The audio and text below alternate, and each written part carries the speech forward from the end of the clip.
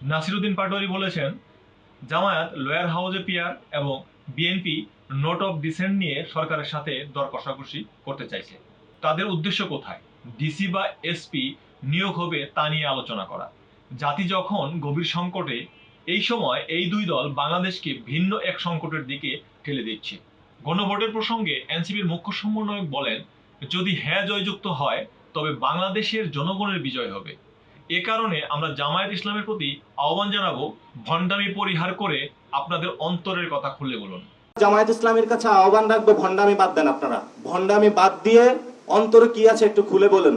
বাংলাদেশে জামাত একটা বাইট দেওয়ার চেষ্টা করতেছে যে তারা খুব সংস্কারের পক্ষে, কিন্তু বিএনপি খারাপ হলেও একদিকে ভালো যে তারা যে সংস্কারের বিপক্ষে এটা জনগণের সামনে সরাসরি বলে।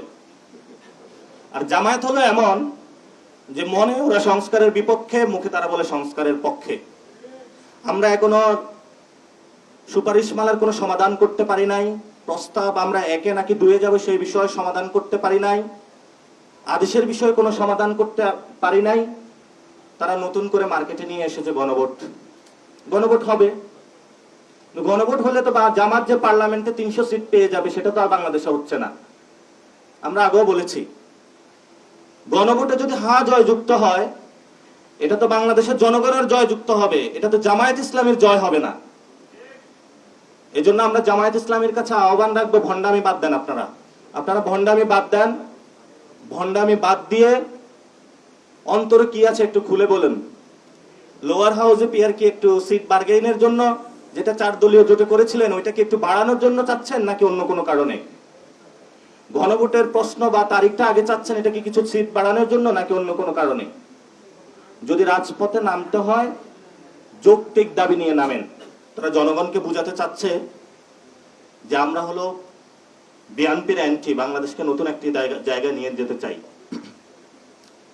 কিন্তু আমরা মনে করি যে জামায়াত এবং বিএনপি নিজেদের মধ্যে আন্ডারস্ট্যান্ডিং করে ইলেকশনে সিট ভাগাভাগি করতেছে, এবং সেখানে তারা জামায়াত প্রশ্ন নিয়ে এসেছে লোয়ার হাউসের পিয়ার, বিএনপি প্রশ্ন নিয়ে এসেছে নোট অফ ডিসেন্ট। এগুলো নিয়ে তারা সরকারের সাথে বার্গেইন করতে চায়। কোথায় ডিসি নিয়োগ দিবে, কোথায় এসপি নিয়োগ দিবে। জাতি যখন সংকটে, এই দুই দল বাংলাদেশকে অন্য একটি সংকটের দিকে নিয়ে যাচ্ছে। না, আমরা এনসিপির পক্ষ থেকে বলবো, আমরা জনগণের কাতারে দাঁড়াচ্ছি, পক্ষে দাঁড়াচ্ছি। আমাদের কাছে গডফাদার নাই, আমাদের কাছে রয়েছে কিছু শ্রমিক, কিছু আলেম ওলামা, কিছু নারী, বাংলাদেশের হিন্দু সমাজ, আমাদের সাথে রয়েছে প্রান্তিক লেভেলের ভালো কিছু মানুষ, যাদের দিয়ে আমরা নতুন বাংলাদেশ দাঁড় করাতে চাই। এজন্য জামায়াত ইসলামের প্রতি আমাদের আহ্বান থাকবে, সঠিক জায়গায় কথা বলুন, বেজায়গায় কথা বলিয়েন না।